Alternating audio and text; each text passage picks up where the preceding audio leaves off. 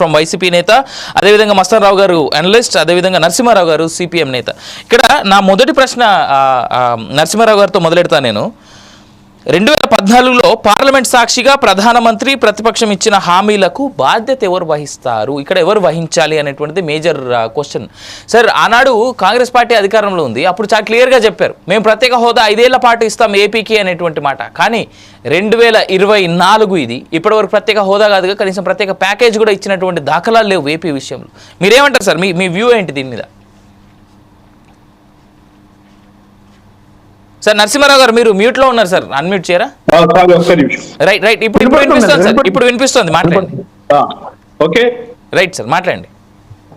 కాబట్టి ఆ రోజు పార్లమెంట్ లో ప్రతిపక్ష స్థానంలో ఉన్నటువంటి వెంకయ్య నాయుడు గారు, ఆవిడ చనిపోయిన హర్యానా సంబంధించి మంత్రి సుష్మా స్వరాజ్ గారు, వీళ్ళందరూ కూడా దాదాపు ఏంటంటే విరోచితంగా మేము ఈ రాష్ట్రాన్ని పరిరక్షిస్తాం, తెలుగు రాష్ట్రాన్ని అని చెప్పి శ్రీకారం పలికినటువంటి పరిస్థితి ఉంది.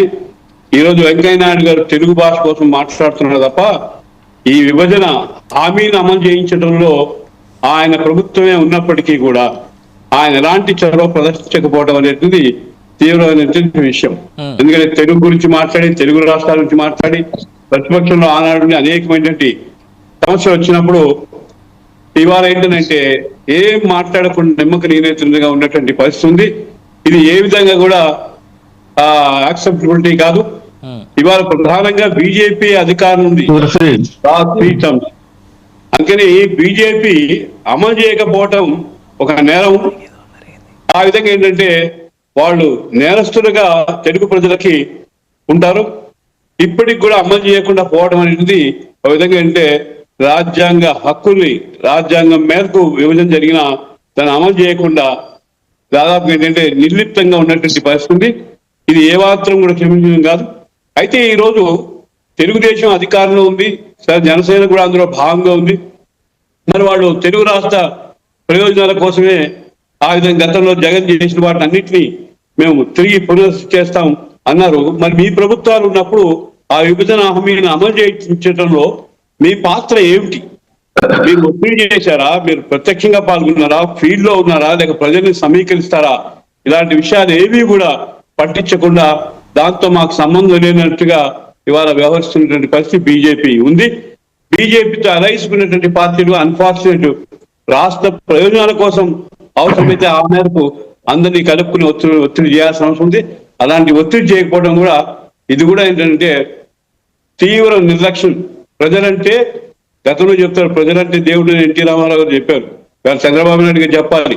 ప్రజల్ని ఈ విధంగా 10 సంవత్సరాలుగా ఇబ్బందులు పెడుతున్న కేంద్ర ప్రభుత్వాన్ని ఏ విధంగా మీరు ప్రశ్నిస్తున్నారు? ఎందుకు ప్రశ్నించలేకపోతున్నారు?